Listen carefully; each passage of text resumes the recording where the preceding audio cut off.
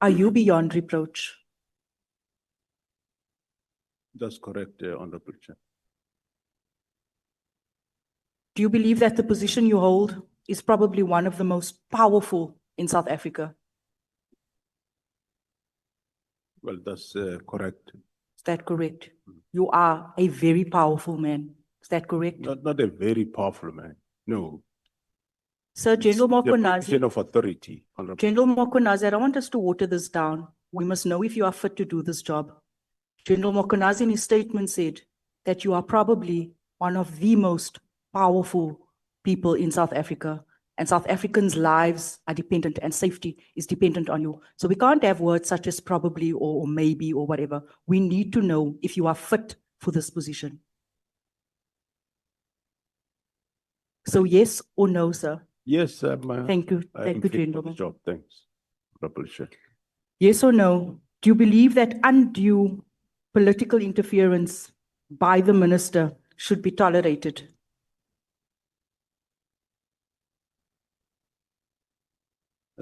Just repeat the question, Honorable. Do you believe that undue wrongdoings by the by the minister should be tolerated? No, Honorable Chair, it shouldn't be tolerated. Do you believe that pushback towards an instruction from a minister could cost you your job?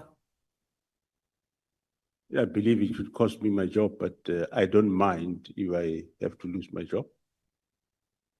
Then why did you not tell the minister directly that his instruction is unlawful? Honorable Chair, quite a number of times, I told the minister, why are you closing the team? And he just gave no reasons. But it was an unlawful act Well, because it was operational. He was getting involved in operational matters. well, according to me, yes, but of course, I think it is up to the committee at the end of the day to decide whether is it really unlawful or is not. But for me, that's how I interpreted it, to say, I think it's going beyond his scope. And hence I told him that I did emphasize that what are the reasons for this closing of the team? He might, the directive was not a request, it was a direct instruction. And I said, well, maybe he can give that, maybe he might not have that power, but what were the reasons? Why are you doing this? And unfortunately, I couldn't get answers. Insi, earlier on you said that you are beyond reproach. Your response does not reflect that, because you are now speaking about, in your statement, winding down. That is not a beyond reproach. That is not reflective of being beyond reproach. Do you believe the political killing stars team was adding value?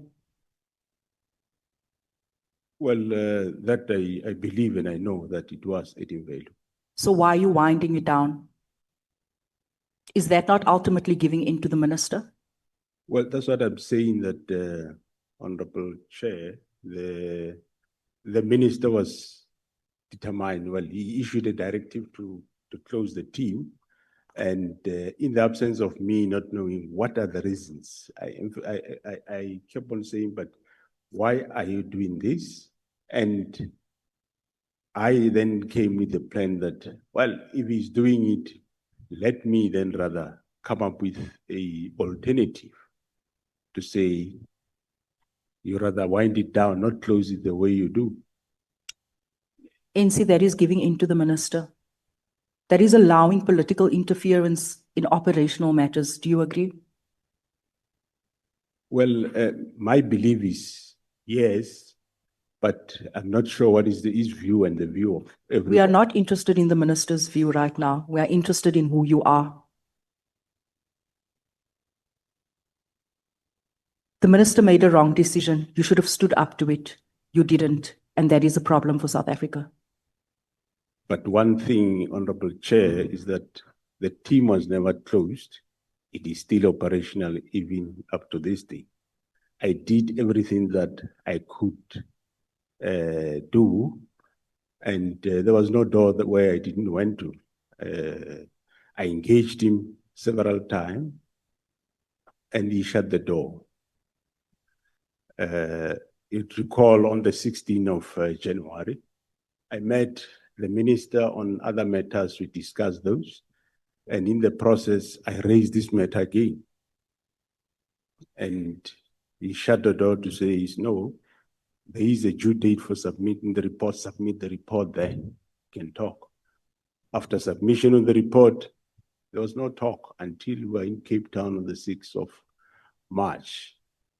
We discussed again there, again at that meeting, right at the beginning of the meeting, I said, Minister, tell these officers, why are you shutting down the team? Because I don't see the reason why you should do it. And there were no real cogent reasons that came about. But one thing which I did, I came up with that alternative that rather than let me just wind down, because this directive looked very suspicious. So rather let me come up with the strategy of winding down. Maybe one will end up finding the reasons for the closure of this team or the disbandment of the team. And eventually, at the end of the day, we end up finding out the reasons. And also, I do take what the Honorable Minister is saying, but however, the instruction was not given in secret. It was out, yes, and for some reason, it was leaked to the media on the 31st of December 2024. And everyone who's sitting here, members of the public, honorable members, also saw the instruction, I'm sure. And those that really had interest in the political killings, I believe they should have also saw that something is wrong. And I'm definitely sure, Honorable Chair, that if, just giving a scenario, if this instruction was about the disbandment of a task team that was investigating farm matters, I can guarantee you, before the 3rd of January, all association and organization around agriculture, they should have risen up to this matter, because they would have seen it in public. They should have done something. But this very one, everyone, all analysts that are the best of today analyzing, including members of this house, it was quite okay. I did the best I could alone, and I tried my best. But if I have to be blamed today, well, I accept, but I did my best. And as we speak today, the political killing task team is still existing, is still working. Never mind, yes, I might have done it differently. Anyone will have an opinion how best you could have handled it. But I handled it my way, and I eventually was able to pick up what were the reasons why is the minister doing this, and the team is still there, is functioning. Thanks, Honorable Chair. Do you believe that it was the minister's intention to close the political killings task team? Or the instruction should have actually been towards the counterintelligence task team? Because that was the team that was rattling his cages. That was the team that was actually investigating these drug cartels. That was the team that was investigating the people paying for his guests to January 8th statement. Do you believe that there was confusion because it was the 10 members from the political killings task team that was deployed to counter? Do you believe that the minister shot himself in his own foot because he didn't actually understand? Yeah, thanks, Honorable Chairperson. Yes, today, as we are sitting here, indeed, I agree with you, Honorable Member. The intention was for closing whoever will be dealing with the counterintelligence operation in Gauteng. But remember, myself and you that time, we were all not aware what the main intention here is. It is only after the confiscation of Mr. Matlala's phone in May and later in June when, because it was, I think, 14 May, Mr. Matlala was arrested. The team took quite some time to analyze what is on the phone. Only later, now we have the advantage on a hindsight to know actually what was happening. But that time, we didn't know. Okay. I just had suspicion something is cooking here, but I didn't know what it is. And today it shows that your suspicions were correct. It shows that the minister wanted to put a stop. The minister, the ANC minister, wanted to put a stop to investigations pertaining to a drug cartel that has captured our country. Is that correct? No, Honorable Chair, is not Sir. the Minister of the ANC, is the Minister of Police in the Republic of South Africa. Deployed by the ANC. Well, that, yes. We need to identify where these people come from. We need to identify where it comes from, where the rot comes from. We can't be pussyfooting. Our children are dying. Yesterday, a 4-year-old child died in Mitchell's Plain. Monday, a boy was kicking his grandmother's head around because of drugs. Tuesday, a boy was chopping his mother with a shovel because of drugs. We need to understand who are the enablers that's doing this. We're not here to play games. These people are ANC aligned. It's been going on for 2 years. You and I know each other for over 10 years. We're here to rot them out, and we must name them. So don't come here, ANC. I have great respect for you and speak about winding down and say that you are beyond reproach. You did not protect South Africans. You exposed us to drug cartels. The minister told you, closed his door to you. We should be closing the door to the minister. Honorable Member, the chairperson has exercised his mercy for you to ask questions. And I know this is a chamber where we usually debate, but let's not debate the issue. Let's interact with the police commissioner. Apologies, Chair. I want to ask the counterintelligence operational team, how many cases do they have, NC? And what are the case types, mainly those case types? Because we want to determine here what the minister was actually trying to stop.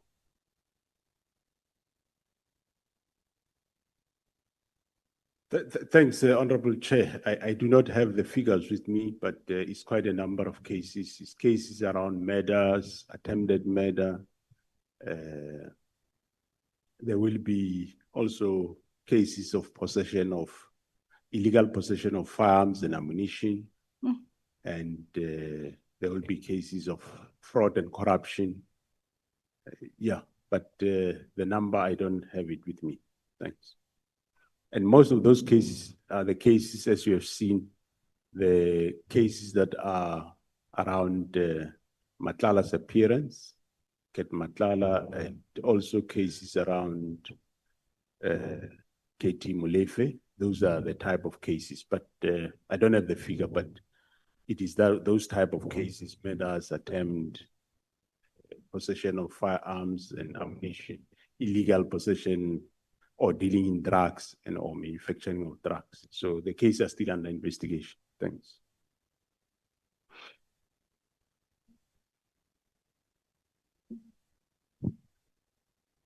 General, I want to touch on one final aspect regarding the work of SAPS. In a system where whistleblowers are not adequately protected, whistleblowers such as Babita, do you believe that you have failed Babita?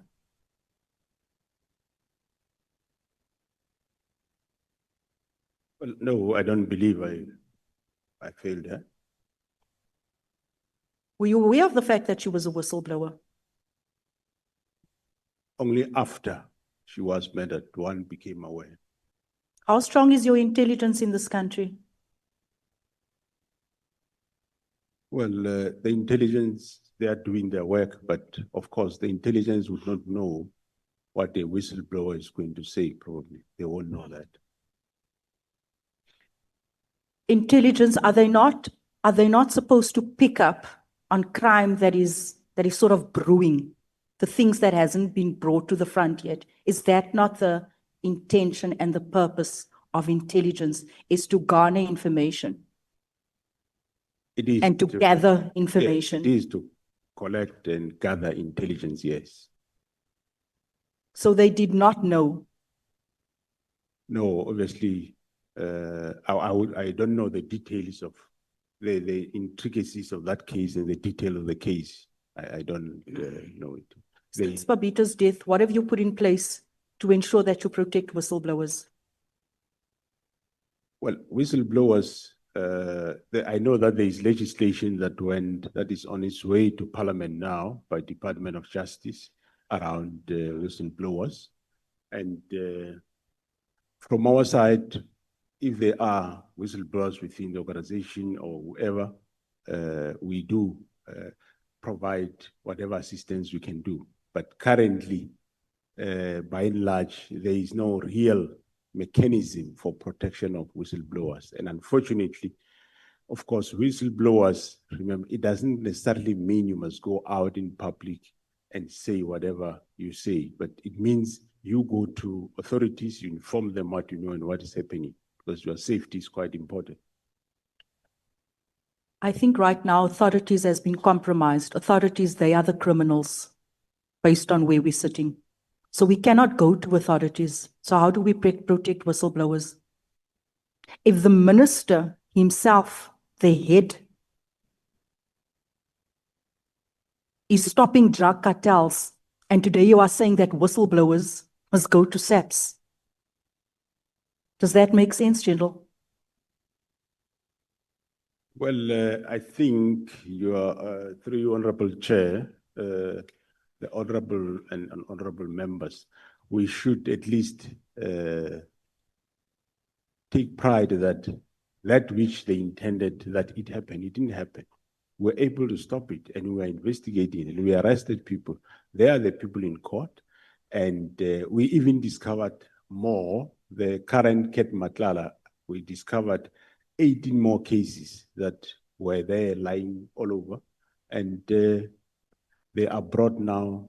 They are being investigated, and you'll be facing all those cases.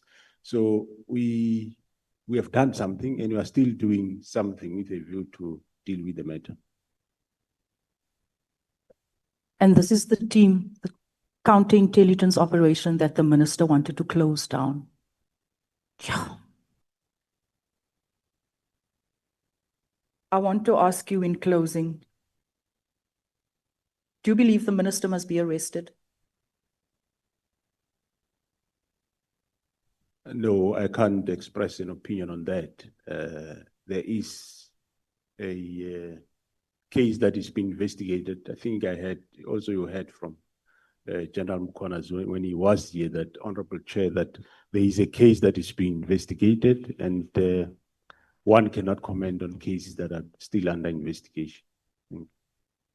I think my final question, do you believe the people from the Cape Flats deserves an operation like the political killings task team, since the numbers on the Cape Flats triples that of the political killings task team, and the political killings task team has been made permanent. It has been ongoing since 2018. The killings on the Cape Flats has been ongoing for 3 decades. That is linked to the rest of the country, that cripples the economy of the country, because you have a concentrated section belonging to where you see mainly colored people that contribute 6% to this population, contributing the highest counts of murder and crimes to the national statistics.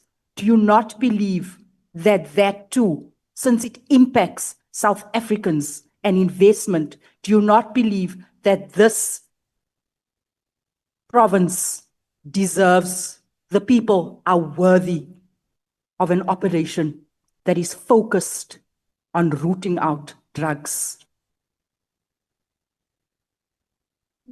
Thanks, Honorable Chair and members. Well, coming to matters of Cape Flats, the honorable member would be aware that we have been deploying this province since many years ago. As far as 1996, 97, during those time of Pagat, we have been deploying this province and changing strategies. I do agree currently, as we speak, there is over 200 police members that are in this province of Western Cape that are not belonging here. They come from other provinces to come and assist in this province. And also, we look at the strategies that we have been using, and everyone, I'm sure, knows that we arrested most of these top